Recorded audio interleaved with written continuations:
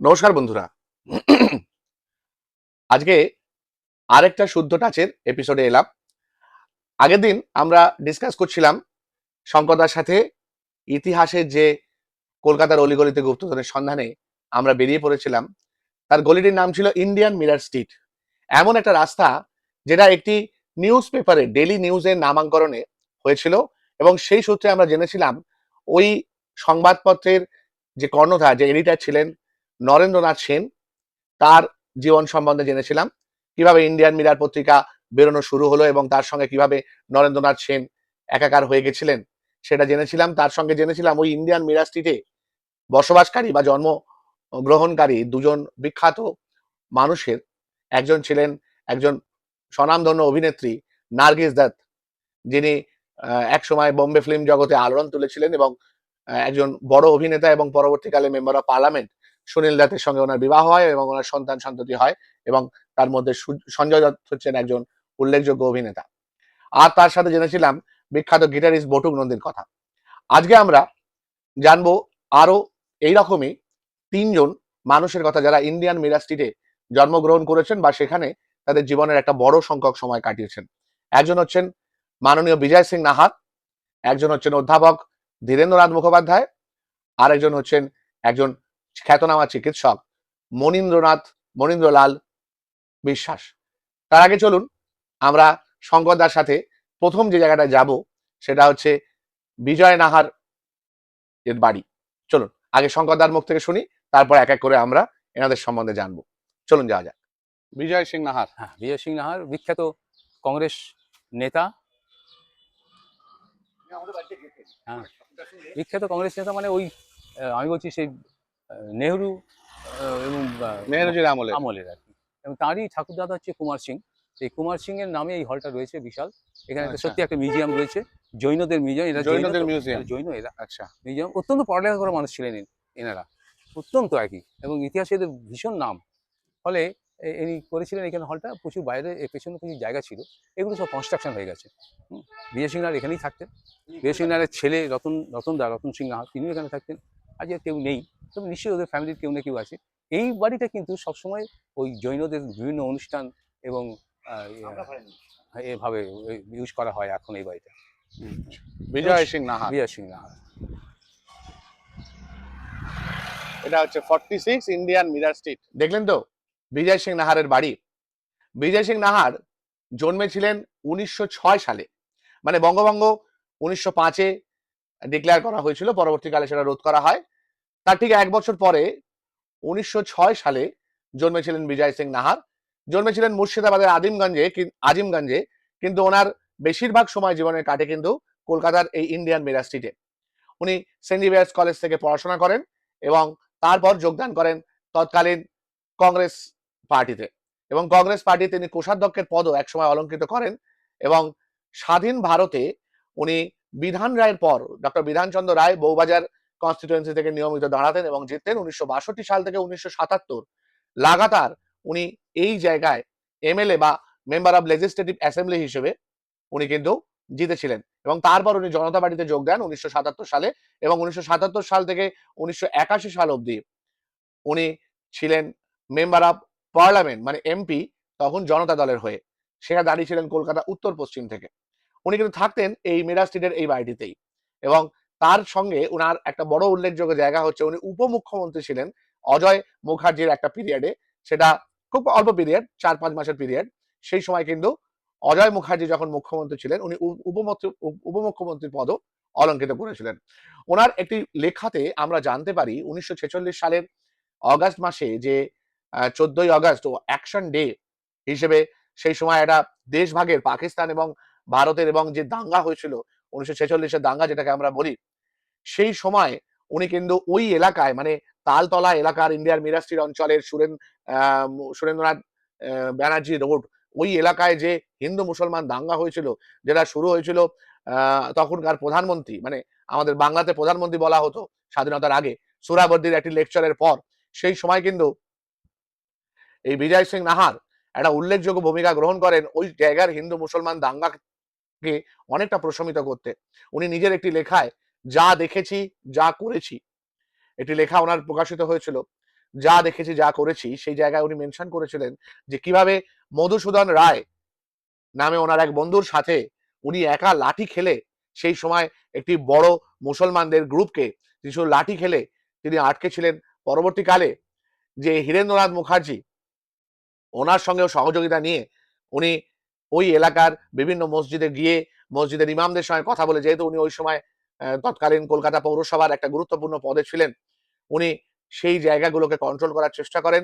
এমনকি তৎকালীন যে নগরপাল, সেই নগরপালও সেই সময় কিন্তু অনেকটা পাকিস্তান প্রেমিক ছিলেন এবং ঘোর ভারত বিরোধী ছিলেন। তাকেও কিন্তু তিনি নিজের আয়ত্তে এনে সেই সময় দাঙ্গাকে আটকান। এমনকি উনি লোকাল এলাকার হিন্দু মুসলমান সমস্ত সম্প্রদায়ের মানুষকে একত্রিত করে শান্তি মিছিল বের করেছিলেন। ওই সময় ওই দাঙ্গার ভয়ঙ্কর সময় যেখানে লোকাল ঘর বাড়িতে আগুন দেওয়া হচ্ছে, সেই সময় মানুষকে বাঁচানো, মানুষকে ত্রাণ শিবিরে পৌঁছানো, তাদের খাবার দাবার দেওয়ার ব্যবস্থা করা এবং তদুপরি তাদের সবাইকে একত্রিত করে শান্তি মিছিলে নিয়ে যাওয়া, বিজয় সিং নাহার কিন্তু একটি উল্লেখযোগ্য ভূমিকা গ্রহণ করেন। রাজনীতিক হিসেবে, বিচক্ষণ মানুষ হিসেবে এবং একজন গুরুত্বপূর্ণ একাডেমিক এবং কি বলবো ইতিহাসের মানুষ হিসেবে বিজয় সিং নাহার কিন্তু একজন অনবদ্য মানুষ। 1997 সালে উনি পরলোক গমন করেন।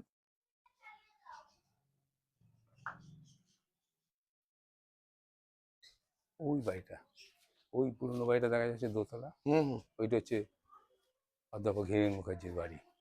অধ্যাপক ধীরেন মুখার্জি। হ্যাঁ, এই বাড়িটার ঠিকানা হচ্ছে 14 নম্বর ইন্ডিয়ান মিরার স্ট্রিট। 14 নম্বর ইন্ডিয়ান মিরার স্ট্রিট। হ্যাঁ, এই বাড়িটাতে ওনার বাবা ছিলেন শচীন্দ্রনাথ মুখার্জি, কংগ্রেসের অনেক বড় নেতা ছিলেন তিনি। এই বাড়িটা এমন একটা বাড়ি যেখানে গান্ধীজি পর্যন্ত এসেছিলেন এই বাড়িতে। তো সেই এই সুতরাং এই বাড়ি এইখানটাই এন্ট্রান্স, এখন একটু বন্ধ টন্ধ রেখেছে। মানে উনি তো পেশায় একজন খুব নামকরা রাজনীতিবিদ ছিলেন, বেশ নাম করা, এবং পড়াতেনও। পড়াতেন ওই যে তখন রিপন কলেজ, সুরেন্দ্রনাথ কলেজের আগে নাম ছিল রিপন কলেজ। সেই রিপন কলেজে তিনি পড়াতেন, শিয়ালদাহটা, ওইখানে তিনি পড়াতেন। শিয়ালদা।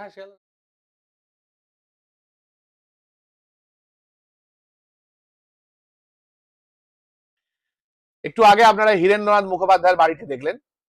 বাড়িটি স্বাভাবিকভাবেই খুব জরাজীর্ণ অবস্থা, কিন্তু হীরেন্দ্রনাথ মুখার্জি কিন্তু একদমই জরাজীর্ণ নন। উনি 1907 সালে, মানে বিজয় সিং নাহারের ঠিক 1 বছর পরে জন্মগ্রহণ করেছিলেন। মানে বলা যায় উনি বিজয় সিং নাহার থেকে 1 বছরের ছোট, এবং উনি মারা যান 2004 সালে। মানে ওনার থেকে আরো বেশ কিছুদিন পরে, আরো একটু বেশি বয়স্ক হয়ে উনি পরলোক গমন করেন। মাত্র 3 বছর হলেই ওনার বয়স 100 বছর হতো। তো এই হীরেন্দ্রনাথ মুখোপাধ্যায় কিন্তু এই মিরার স্ট্রিটেরই, ইন্ডিয়ান মিরার স্ট্রিটেই ওনার জীবনের প্রায় বেশিরভাগ সময়টা কেটেছে। যে বাড়িটি দেখানো হলো সে তাতে উনি 1946-এর সময়, 44 থেকে 46 ওই পিরিয়ডে, তখনকার রিপন কলেজ, পরবর্তীকালে সুরেন্দ্রনাথ কলেজ যেটা শিয়ালদায় অবস্থিত, সেখানে ইতিহাসের অধ্যাপক ছিলেন।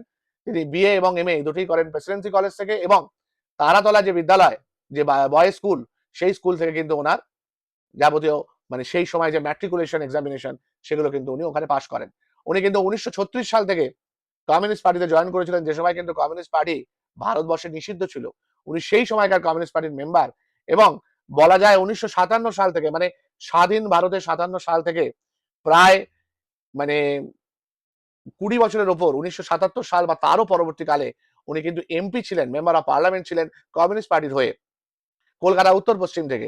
যেখানে বউবাজার কনস্টিটিউয়েন্সি থেকে বিজয় সিং নাহার জিততেন, সেই জায়গা থেকে কিন্তু কমিউনিস্ট পার্টির হয়ে রিপ্রেজেন্টেটিভ ছিলেন আমাদের হীরেন্দ্রনাথ মুখোপাধ্যায়, অধ্যাপক হীরেন্দ্রনাথ মুখোপাধ্যায়, এবং তিনি কিন্তু সেই সময় কমিউনিস্ট পার্টির একজন উল্লেখযোগ্য নেতা ছিলেন। পরবর্তীকালে যখন কমিউনিস্ট পার্টির শাসনকাল ছিল 1977 থেকে, উনি কিন্তু ইম্পর্টেন্ট অ্যাডভাইজারি বোর্ডগুলোতে যুক্ত থাকতেন, এবং ভারতের যে সর্বোচ্চ, দ্বিতীয় সর্বোচ্চ নাগরিক সম্মান পদ্মবিভূষণ, সেটা উনি 1991 সালে পেয়েছিলেন, এবং 1990 সালে পেয়েছিলেন পদ্মশ্রী। এই মানুষটি এই ইন্ডিয়ান মিরার স্ট্রিটে জন্মেছিলেন, এবং দেখুন কিভাবে বিজয় সিং নাহার এবং হীরেন্দ্রনাথ মুখোপাধ্যায় দুজনে একই জায়গায় একসঙ্গে বেড়ে ওঠা, অথচ দুজন দুটো সম্পূর্ণ আলাদা মতাদর্শে থাকতেন। একজন ছিলেন কংগ্রেসের মানুষ, একজন ছিলেন কমিউনিস্ট পার্টির লোক, কিন্তু তাদের মধ্যেও এত সদ্ভাব ছিল এবং তারা এত সুন্দরভাবে নিজেদেরকে এগিয়ে নিয়ে যেতেন, যে আজও আমাদেরকে যথেষ্ট শিহরিত করে। একই জায়গায় থেকেও আবার ইন্টারেস্টিংলি, এই যে প্রধানমন্ত্রী সুরাবর্দীও কিন্তু এই অঞ্চলে থাকতেন। একসময় এই বিজয় সিং নাহারের সঙ্গে হীরেন্দ্রনাথ মুখোপাধ্যায় খুব উল্লেখযোগ্য ভূমিকা গ্রহণ করেছিলেন 1946 সালের দাঙ্গা আটকাতে। তাই আজকে ইন্ডিয়ান মিরাজ স্ট্রিট আমাদের যে ইতিহাসের গুপ্তধন আমাদের সামনে তুলে ধরলো শঙ্কর দা, যেটা আমাদেরকে তুলে ধরলেন, তা এক কথায় সত্যি আমাদেরকে খুব শিহরিত করে। এটা নিয়ে রাখো। ইনি হচ্ছেন নাট্য জগতের প্রবাদ পুরুষ, দক্ষ নট জ্যোতির্ময় কুমার, 1903 থেকে 1966। জ্যোতির্ময় কুমার সেই সময় মঞ্চ জগতের একজন আলোড়ন সৃষ্টিকারী নাট্য ব্যক্তিত্ব, যিনি বিকাশ রায়ের সঙ্গেও মঞ্চে অভিনয় করেছেন। কারণ সেই সময় যখন রূপালী পর্দা অত ডেভেলপ করেনি, অত জনপ্রিয় হয়নি, সেই সময় কিন্তু নাট্য অভিনয়ের উপর মানুষ কিন্তু মূল মানুষের অভিনয় শৈলীর কথা বলতেন। 1903 সালে উনি জন্মগ্রহণ করেন এবং 1966 সালে পরলোক গমন করেন, কিন্তু ওনার মঞ্চে বিচরণ শুরু হয় 1920 সালের শেষের দিক থেকে, এবং 30 থেকে 50 এই 20 বছর দাপিয়ে বিভিন্ন ধরনের ঐতিহাসিক নাটক বলুন, বিভিন্ন তৎকালীন সময়ের নাটক বলুন, সেগুলো কিন্তু উনি অভিনয় করেন এবং বড় বড় অভিনেতার সঙ্গে উনি অভিনয় করেছিলেন। এমনকি উনি 3টি চলচ্চিত্র সে সময় অভিনয় করেন, একটি 1949 সালের আর দুটি 1950 সালের। তার মধ্যে ঈশ্বরচন্দ্র বিদ্যাসাগর, যেটি পাহাড়ি সান্যাল মুখ্য ভূমিকা অভিনয় করেছিলেন, সেই ছবিতে উনি কিন্তু একটি গুরুত্বপূর্ণ অভিনয় করেছিলেন।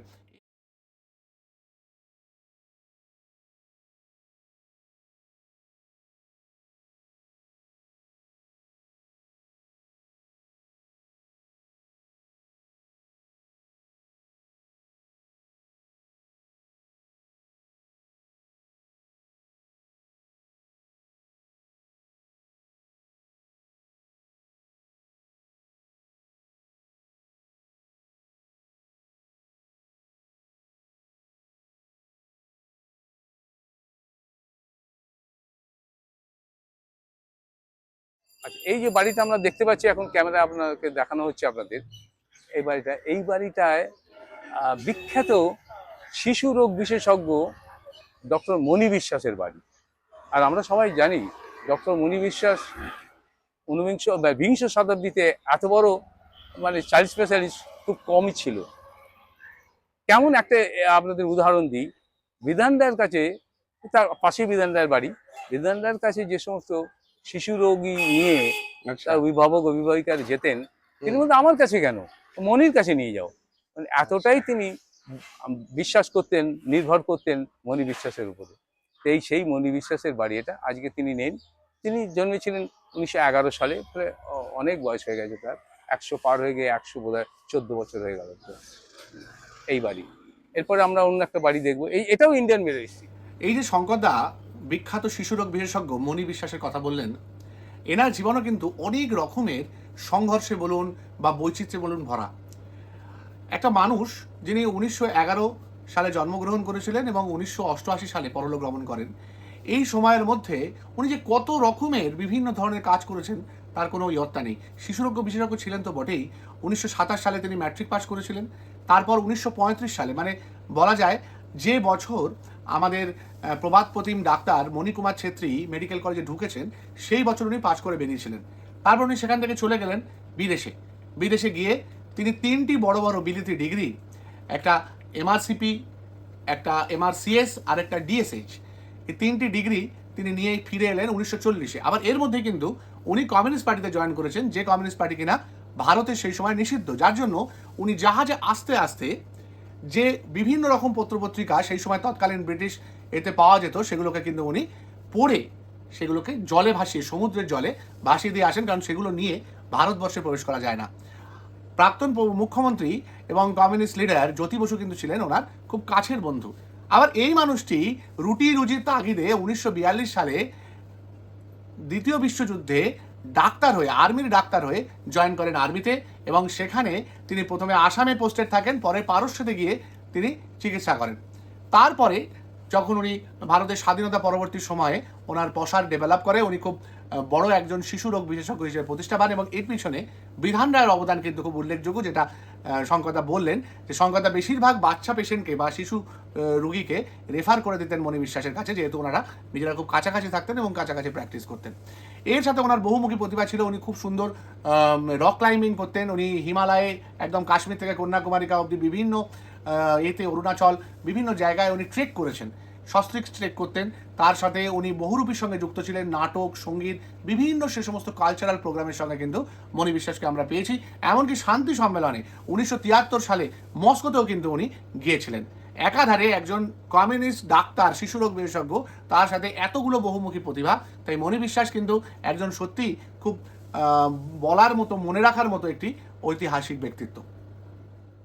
কেমন লাগলো আমাদের ইন্ডিয়ান মিরার স্ট্রিট, যে রাস্তাটি মৌলালি থেকে ধর্মতলা অবধি গেছে, তার অলিতে গলিতে যে ইতিহাস ছড়িয়ে আছে, সেই ইতিহাসের একটা ছোট্ট সফর 2টি পর্বে শুদ্ধ টাচে শঙ্করদার সাথে কলকাতার অলিতে গলিতে গুপ্তধনের সন্ধানে। ভালো লাগলে শেয়ার করবেন।